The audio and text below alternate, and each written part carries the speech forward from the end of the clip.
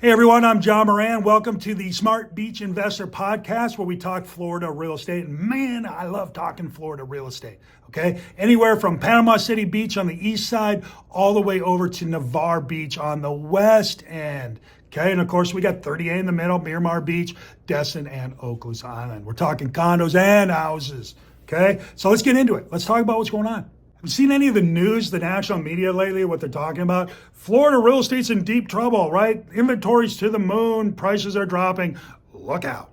Fortune magazine headline, now might be time to move to Florida as inventory levels surge and sellers slash prices.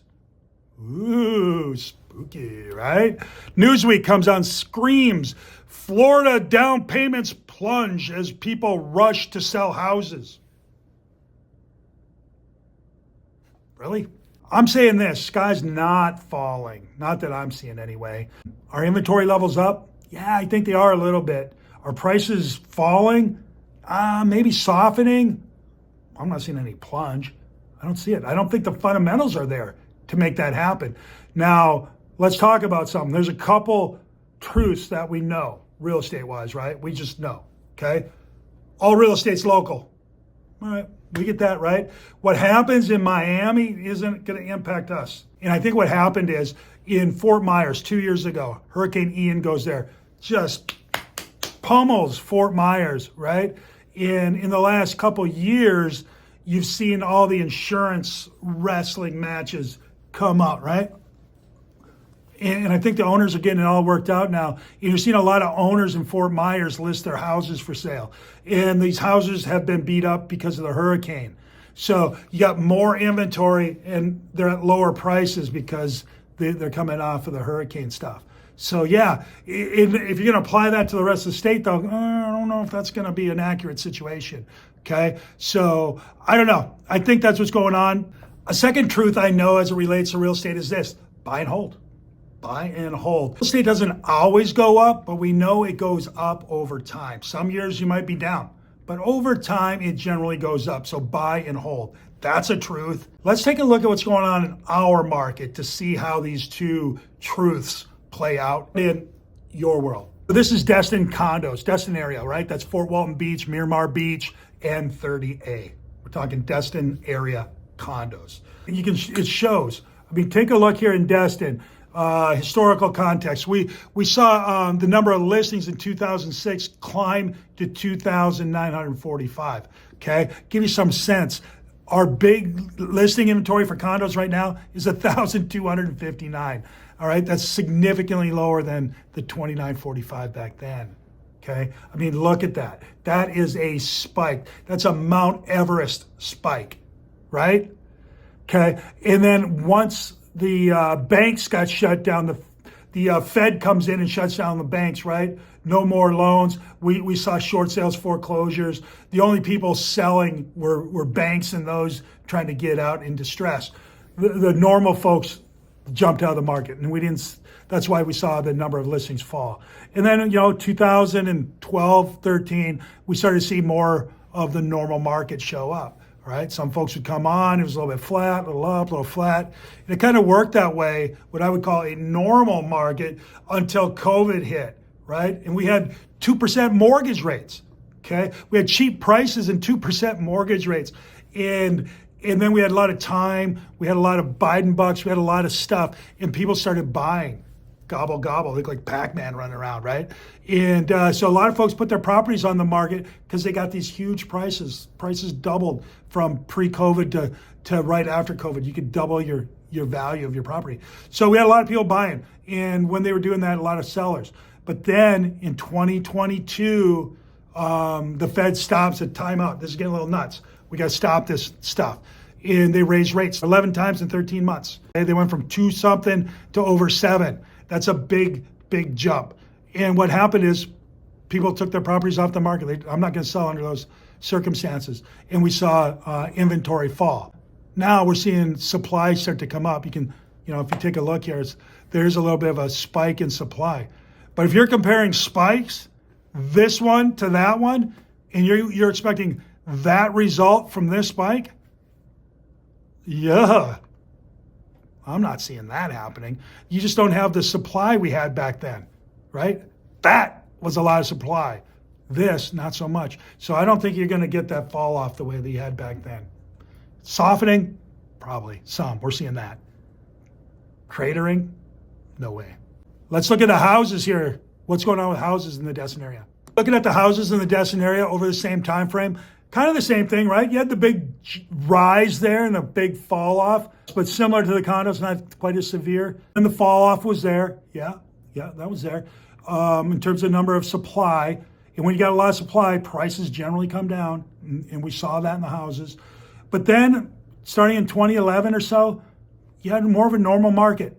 These are your everyday people, not the banks short selling or foreclosing on these things. This is just normal market, right? Climbing. And then we saw a bit of a spike during COVID, that 2% mortgage time, right? When it was so cheap to get money and so easy to get money. We had a lot of people throw their houses on the market because they're getting these huge prices. Made sense.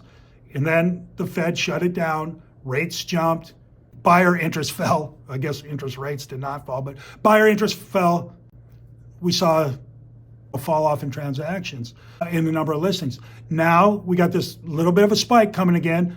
And when you see and read about how there's so many people selling, yeah, this is not that, right? And if you're expecting the same result from that here, I think you're delusional. I just don't see it. So if you're expecting a fall off in prices like we saw in 2006, 7, 8, 9, now, good luck. How about in Panama City? Let's take a look at Panama City. Same thing? Absolutely. Look at that climb, right? That's like Clint Eastwood and the Eiger Sanction climbing up the side of a mountain there.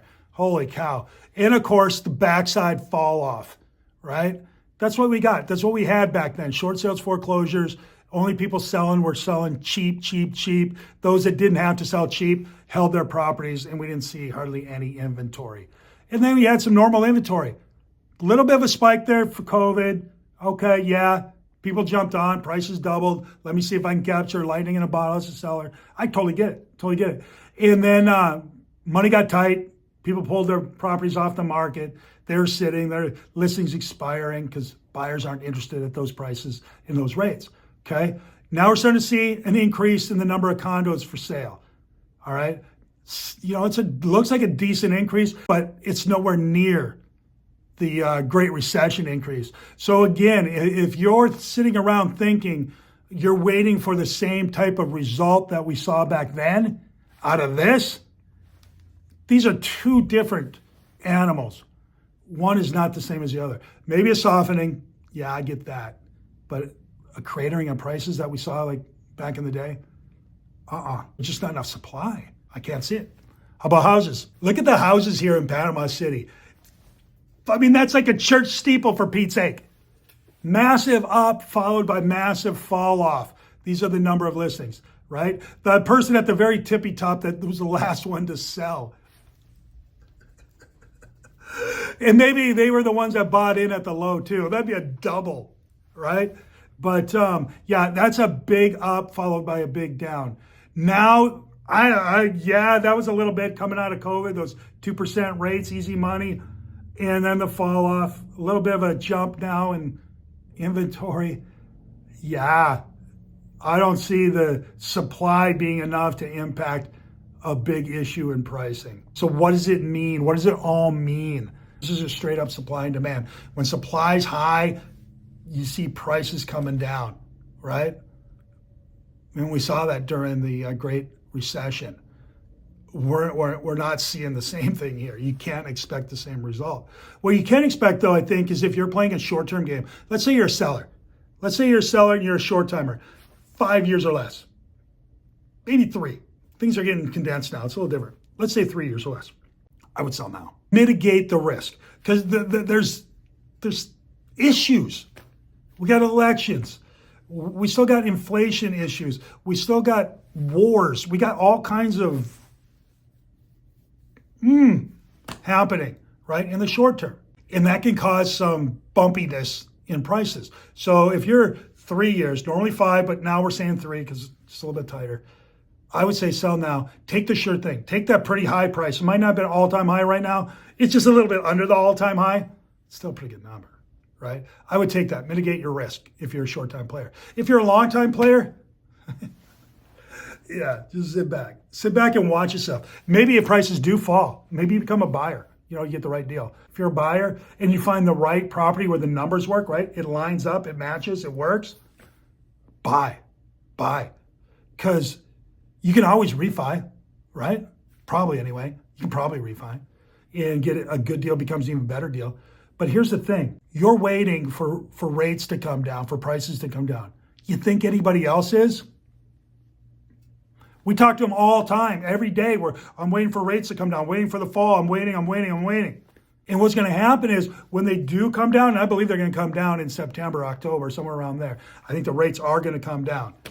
And what's going to happen is you get all these buyers have been waiting, just start running. It's going to be a fight. They're going to be, right? All that stuff. Trying to get these things. And you're going to end up in these bidding wars. Do you want to be in a bidding war? No. So just be a little bit careful on that.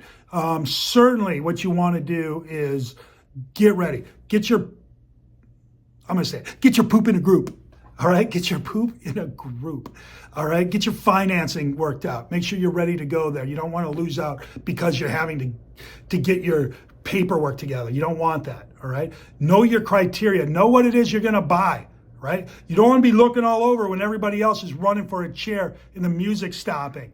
Okay? Get your stuff together. If you need some help on that, send me an email, info@smartbeachinvestor.com. This is what we do, right? I want to get you in a position, if you're going to wait, such that you're running faster than everybody else. And you're not looking around and wondering what's going on. Yeah? So do that. If you're a buy and holder, yeah, buy a property, hold it. You'll be fine. If you're a flipper, but that's the way it always is. If you're a flipper, you're a gambler, you're a river going to roll the dice, right? That's cool. Some of them are going to win, some of them aren't. That's the way the game's played, okay? But again, send us an email, info@smartbeachinvestor.com. This is what we do. We help people get the properties they want based on their goals and the current market conditions. Been doing it for years. We're really good at it. All right, if you're a seller, you want to know what the value of your property is, what demand might be for it, info@smartbeachinvestor.com. Again, this is what we do. We can help you out. I hope this information gives you some sort of idea, perspective. So when you're reading or hearing about how the market is doing this, that, and the other thing, just be careful. Everything's local. And this is what's going on locally. All right, there you are. Hope that helps. Talk to you soon.